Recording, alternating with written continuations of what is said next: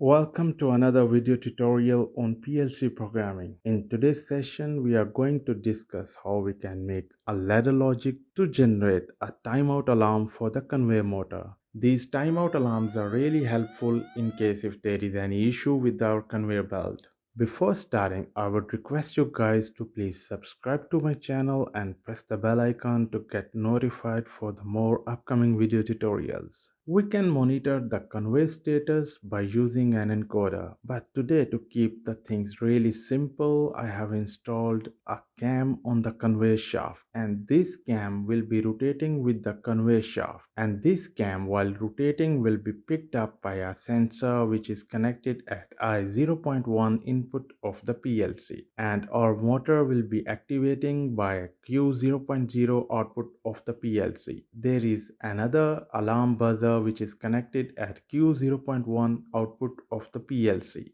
We have installed one sensor at the entry of the conveyor, and this sensor will be sensing the boxes on the conveyor. The sensor is connected at I0.0 input of the PLC.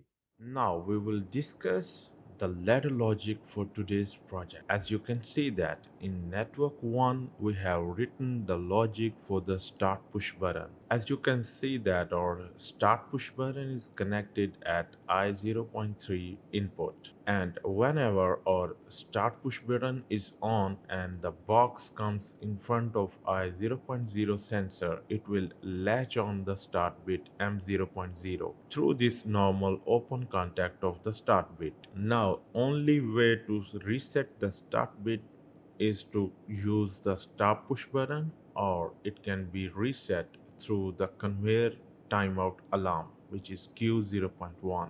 As you can see that in network 2 we have written the logic to measure the time. When the start bit is on, it will start a timer T1 and it will measure the time for 5 seconds. Normally we will keep this timer to 0.5 seconds, but in this example we keep it 5 seconds. As you can see here that for the cam sensor I0.1 I have used the normal close contact here to start the timer. This means that as long as the cam sensor I0.1 is off, keeps on measuring the time, and whenever this cam sensor detect the cam, it will reset the T1 timer to 0. Okay, now whenever the timer T1 is done, it will set the timeout alarm Q0.1, and this bit will reset here the start bit, and it will turn off the whole process. As we have used the set instruction to turn on the Q0.1, even if the start bit is off, it will keep turn on the output Q0.1. Now we have to reset it. To reset, we can use M0.1 internal memory bit to reset the timeout alarm Q0.1. Now let's upload this program into the PLC and let's see how does it works. Now we are going to download the program in the PLC, and as soon as we press the start push button, the box comes down and detected by the sensor I0.0 and the conveyor starts to run. Our timer T1 starts to measure the time. Every time the cam comes in front of the sensor I0.1, it resets the timer. And as you can see that there is nothing wrong with the conveyor belt and everything runs smoothly. And now we will put another box and see what happens now.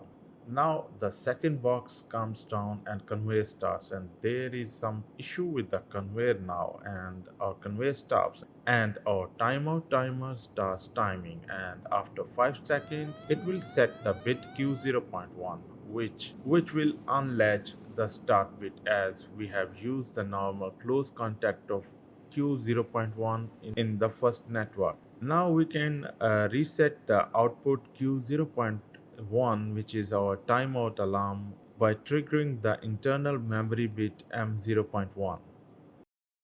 So, this is how we can program a timeout alarm for a conveyor motor.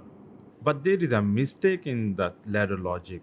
As you can see that the timeout alarm only starts timing when the cam is not in front of the sensor I0.1. Let's suppose if the motor or conveyor stops, when the cam is in front of the sensor I0.1. In this case, the conveyor is already stopped or stuck, but the timeout timer is not starting and generating the timeout alarm. To solve this problem, stick to this channel. In the second part of this video tutorial, we will do some modification in the ladder logic to solve this problem. Till next session, take care and goodbye.